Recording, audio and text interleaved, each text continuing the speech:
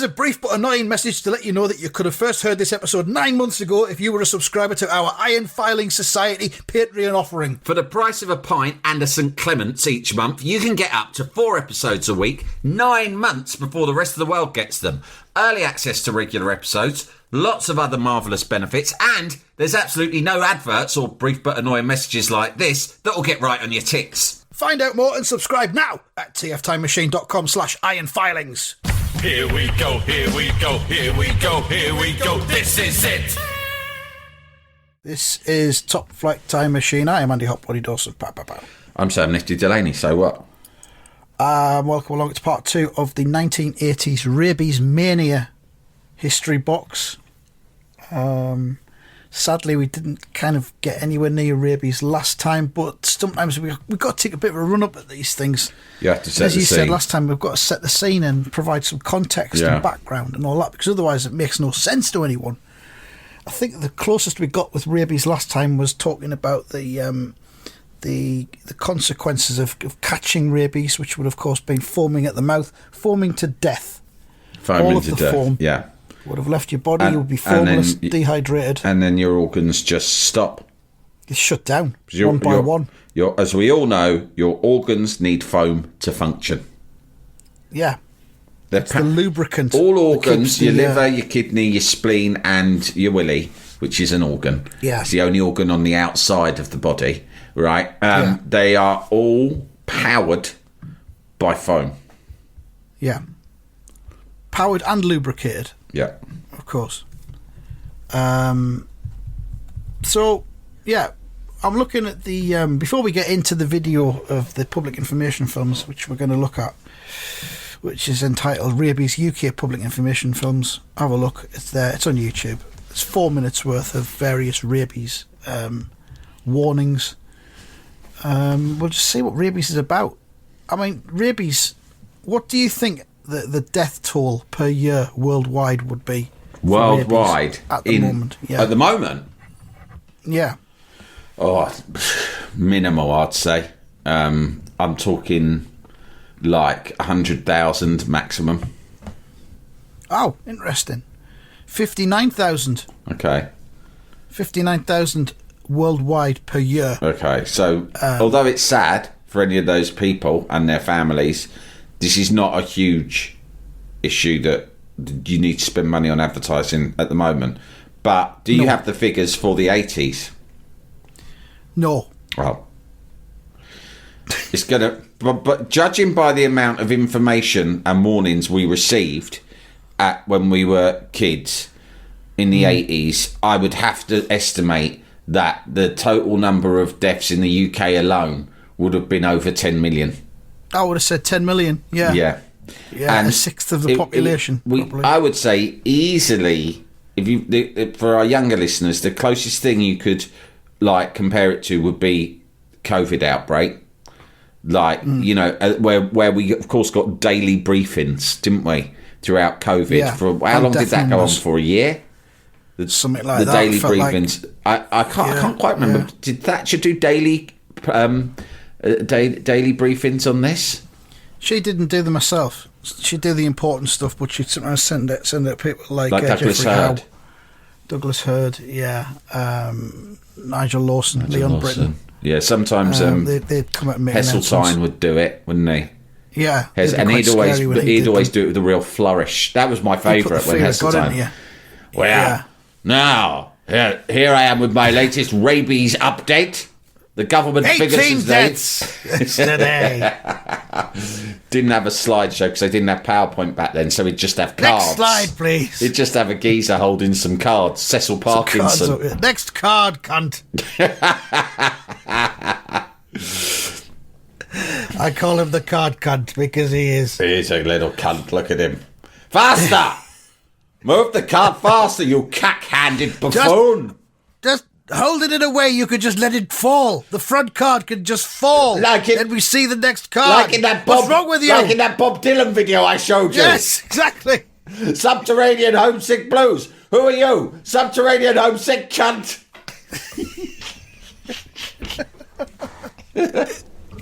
No wonder everyone's dying of rabies if this is the fastest we can move our information cards. God help us if there's a war. 59,000 deaths per year worldwide. About 40% are in children under 15. Oh, fucking hell. Where are the hot spots? More than 95% of human deaths from rabies occur in Africa and Asia. Right. So it's still around. So it's like third world sort of... It's a poverty. I guess. It's a poverty sickness, and we have the means to cure it, but we don't. We're leaving them to die. Nice one. That's pretty much it. Yeah, I think that's it. I think the rest of the world's got a grip on it. Unfortunately, the Africans haven't fixed it yet, which is a very big shame. But, hopefully one day they'll find the cure. Yeah, but we've got the cure. Yeah, in a sense you're right. I see what you're getting at, but that you have to understand that's our cure. Yeah, that's for us. We haven't got enough. It would be lovely as well. It would be lovely if we could wave a magic wand and just say, right, no more rabies in Africa. Right, that'd be I'd love that. I'd be the first to put my hand up and say I vote for that. But life's not as simple as that. Well, yeah, but we do have the magic wand, don't we? We've got it. You just make some more. Make some more. Give it to them. Well, how are they going to afford it? They're very poor. Well, why don't we just give it to them? Wow, you're living in cloud cuckoo land now. That's not how the free market works, is it? The thing as well is with Africa, you go over there. There's, it's not mapped very well. It's very hard to find where you want to get to, especially out in the middle of it. So where most of these cases are, so no, it would just be a nightmare. I would. I'd love it if life was simple. By the time you got there, yeah. Well, that is a shame. It's a viral disease that causes encephalitis in humans and other mammals. Early symptoms. This is the important stuff. Early symptoms can include fever and tingling at the site of exposure. Oh. That's how you know you've got it. A bit of tingling around where you got bitten by the dog that came from abroad. Symptoms are followed by one or more of the following symptoms: nausea, vomiting, violent movements, uncontrolled excitement, fear of water. Yes, I remember that. I didn't know about this. I remember that, fear of water. Imagine that. Imagine if, all of a sudden, that was the first sign. Well, I'm fine. You're walking along, going about your business, thinking... See a puddle. Another good day. Not got rabies. Great. Every day so about rabies is a bonus. And then you're walking along, then suddenly there's a puddle, and you're like... like the fucking... Is it the witch in... in Gone with the Wind? No, not Gone with the Wind. Yeah. Follow the yellow brick road. Wizard of Oz. Wizard of Oz. Yes. Follow the yellow brick road. That's what I thought it was called. She gets melted by water, doesn't she? Maybe she had rabies. Fucking hell. Yeah, maybe she does. The rabid witch. The rabid wicked witch of the West. Confusion. An inability to move parts of the body and eventually loss of consciousness. Once symptoms appear, the result is virtually always death, regardless of treatment. The time period between contracting the disease and the start of symptoms, usually 1 to 3 months, can vary from less than 1 week to more than 1 year. Rabies is fucking random. Rabies doesn't mind when it kills you, but it will kill you. Exactly. There's no no rhyme or reason. Rabies. I'm an enigma. I'm an enigma wrapped in a conundrum. I might do you next Thursday. I might do you next year. I don't know. Symptoms-wise, you could foam at the mouth. You could just become very scared of water. It's strange. I'll be the first to admit I'm a strange illness. I'm not proud of it. I'm not proud of anything I do, to be honest. But I am what I am. It is what it is. Rabies. It is what it is. If the government are going to carry on fucking doing all this advertising about it, that's what I'd suggest, and that's from the horse's mouth. I am rabies. And I would say, just put up ads up like this all over the country. Rabies. It is what it is. I've rang them up. It is what it is. I've rang them up. I've volunteered to be involved in the campaigns. I've said, look, get it straight from the horse's mouth. Direct experience. Nothing better. I said, I'll come on the box. Don't come near us. I'll come on the box and do a chat, like they do in wartime. Go, hello, ladies and gentlemen. I am rabies. And I am currently rife in your country. I come from the continent, but I have got over here on planes and ferries, and now inside dogs and cats. I'm smuggled inside the bodies of dogs and cats, and now I am here, and there's nothing you can do. So, next question. The first ad. Should we look at that or not? No, I think there's more to look at. Oh, here. There's something I found that was interesting on the Wikipedia page. I'm just looking for it now. It's spread when an infected animal bites or scratches a human or other animals, which, of course, is what we knew in the 80s. This was the thing we were fearful of. If you got bitten by or scratched by any kind of animal, that was it. That was a death sentence. Especially if you were on holiday. And and obviously, what a lot of parents did in the 80s is lie about where you were going on holiday. So they'd tell you were going abroad on holiday, but in fact they'd just take you to Wales, right? Or sometimes not even outside of Wales. They'd go, yeah, we're going on holiday. They'd go, really? Are we going abroad? Yeah, we're going to France. And then you'd just be in fucking Weston-super-Mare or something, right? And you were a kid and you'd think, well, there's a beach. It's quite sunny. Fine, I must be in France. Everyone speaks English, it's all right. Yeah, Mum, everyone speaks good English here, didn't they, for the French? Yeah, well, they got a great education system, haven't they? Yeah. You know, we've got a lot to learn from them. It's a tourist location as well. Yeah. No, you're right. And their accents are spot on too. Anyway, what's your... Mum, there's a dog coming. Yeah, it's a French dog. It'll give us rabies. Fucking running around on the beach. Do you want a donkey ride? No fucking thanks. French donkey? Fucking hell, I just need to look at it and I start foaming at the mouth.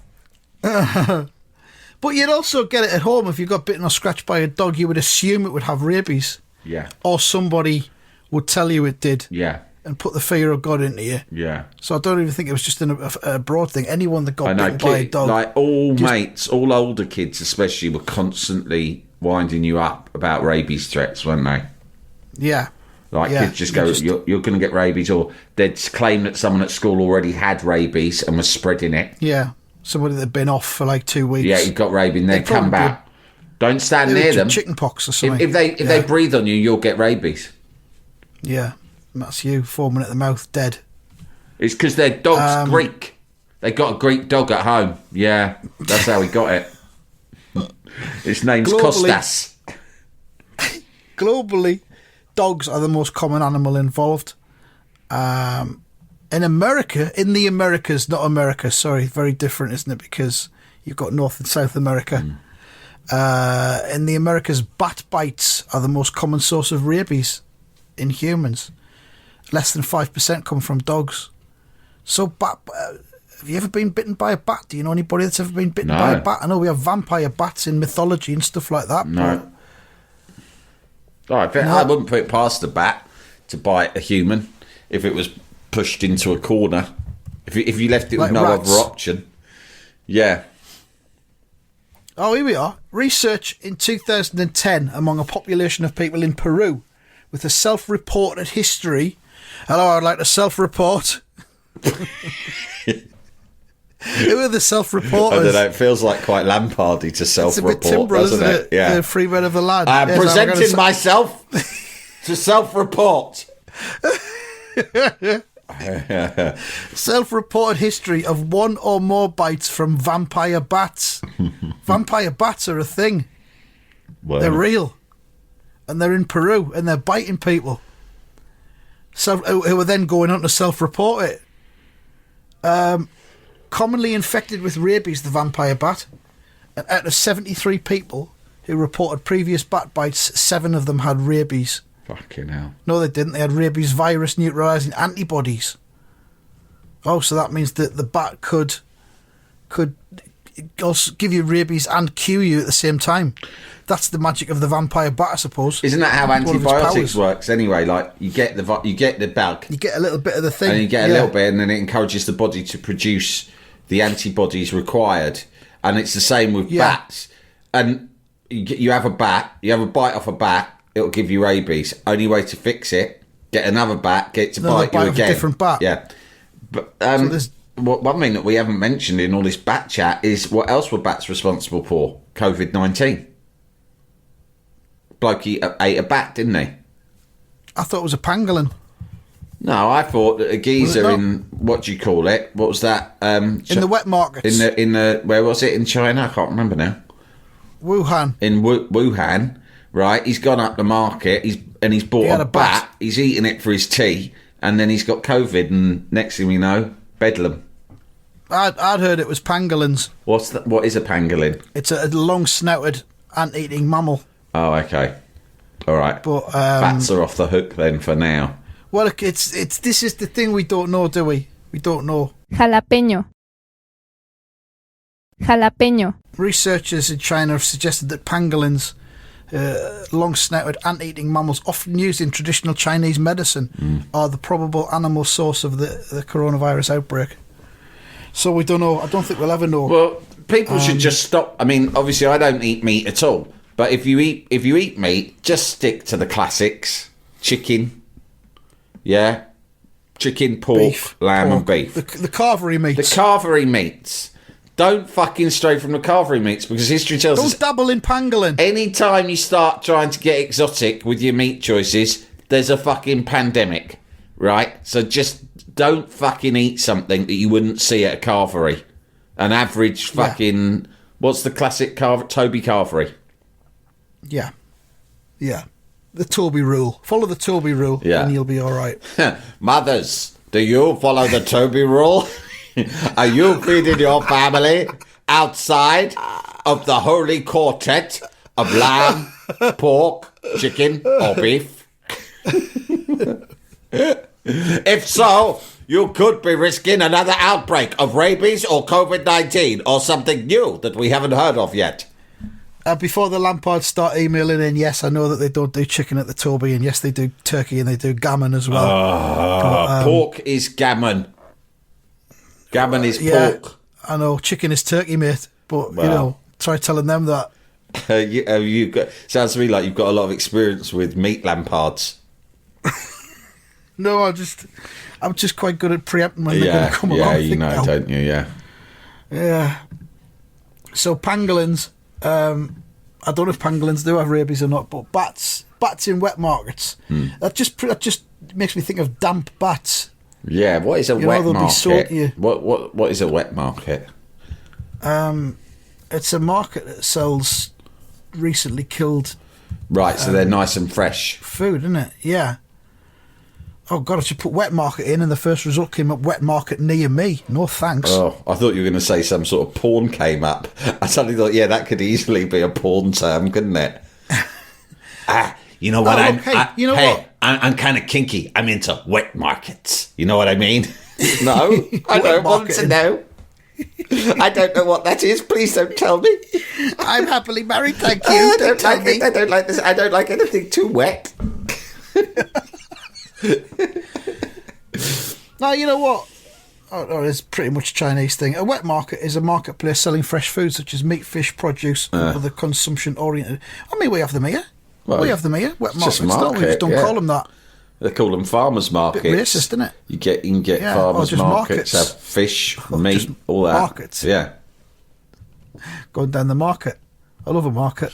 Yeah, but if you say market, I think of markets that sell things like batteries, Lighters, lighters, yeah, vapes, fidget spinners,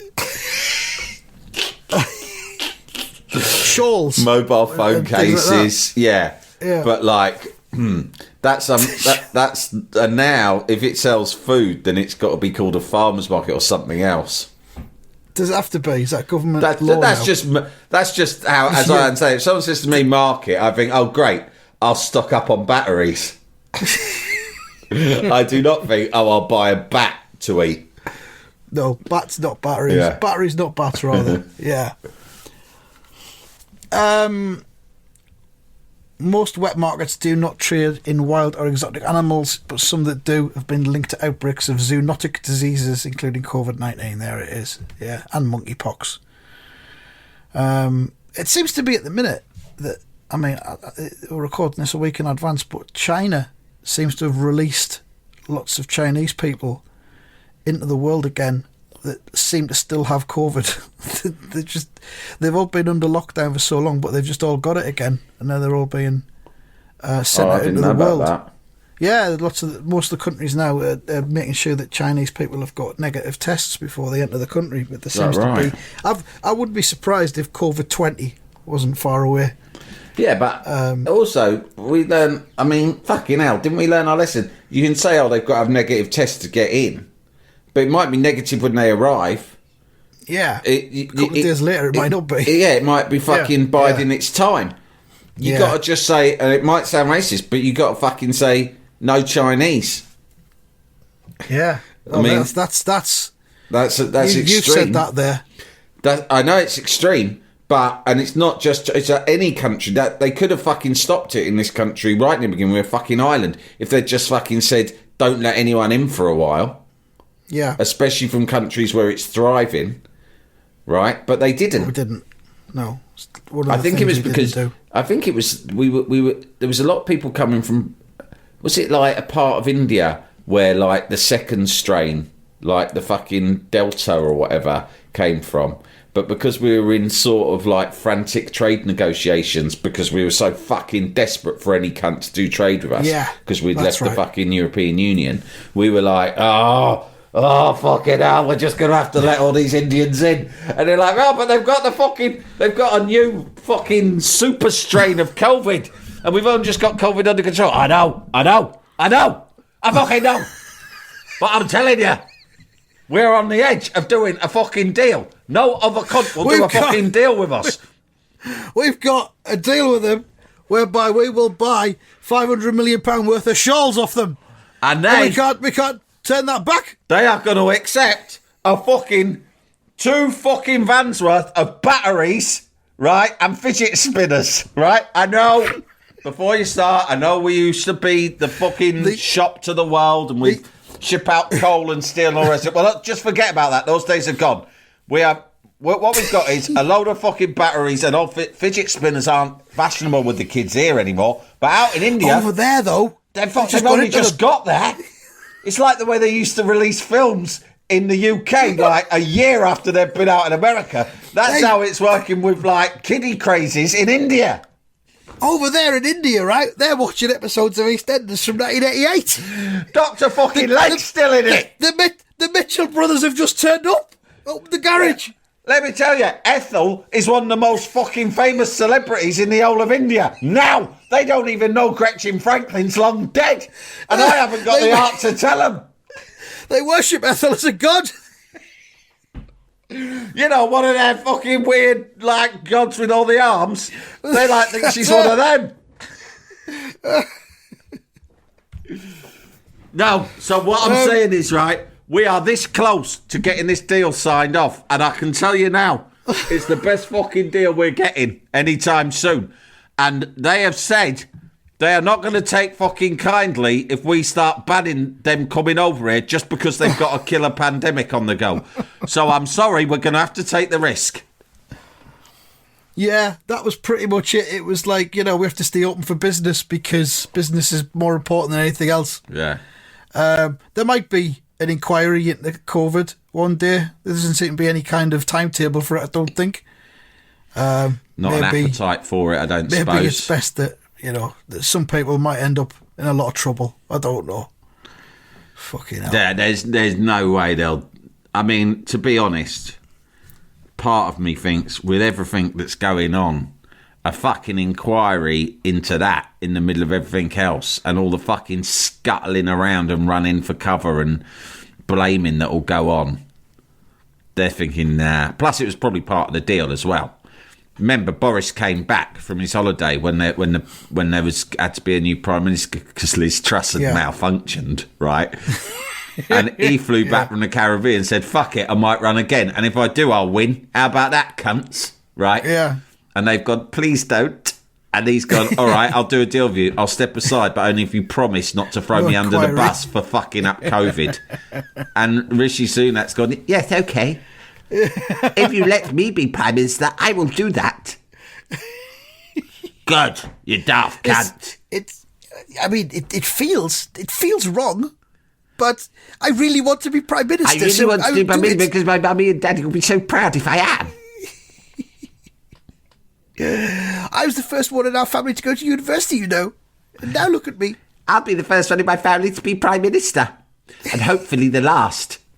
Because I don't want any other cunt stealing my fucking thunder. You know, like when fucking Wayne Rooney overtook Bobby Charlton as the all-time top scorer for England. Fuck that. Imagine how Frank Lampard Senior feels when his son got more goals. Like that. Vampire bats. Yeah. What was the next bit? There was something else. Death figures. Rabies is present in more than 150 countries on all continents but Antarctica. I mean, there's probably not a lot of diseases in Antarctica, to be fair. That's why we should think about just fucking moving there. I'll move the whole family there. It's safest place. Not a lot going on socially.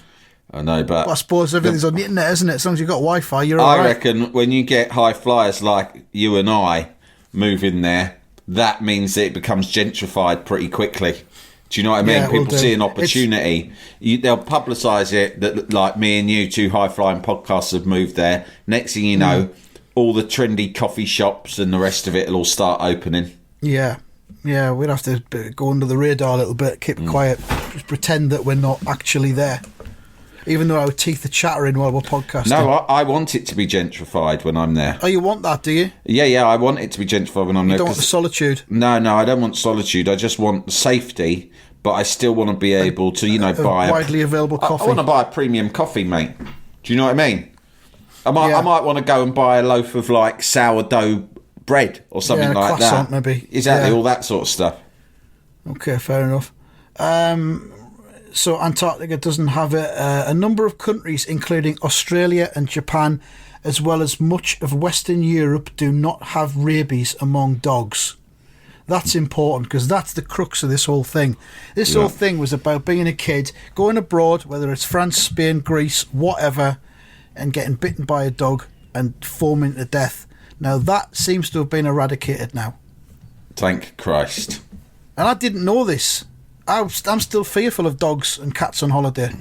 I've told you before about when we were on holiday in Spain in 1995, I think, and my mates Darren and Jason got fucking stalked, and I mean that seriously, stalked by a pack of wild Spanish dogs one morning in the Costa Brava. Yeah. And it genuinely, it's funny now, we always laugh about it now, but it was really scary. Me and my brother turned up to pick them up because we were staying at different places. We were staying in this house that we'd borrowed from a mate, but it was infested with ants.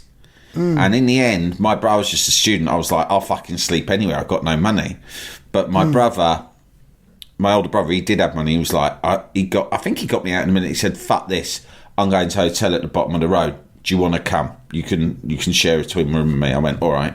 So we go there and we leave the other two with these ants. I mean, I'm talking ants. You wake up and there's just like... ants everywhere. There's hundreds of ants all over your face. It was like that.